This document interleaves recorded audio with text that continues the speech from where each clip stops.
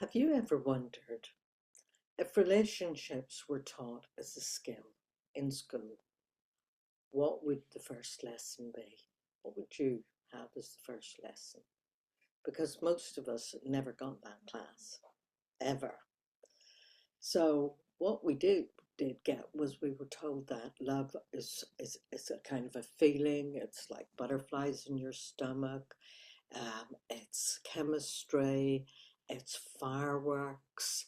But here's the truth: love is also a skill, and a skill can be learned. It's listening, it's patience, it's honesty, and it's repair. And the best part, skills can be learned, practiced, strengthened, developed over time. So, what I want you to do this week is reflect. What love skill am I most proud of?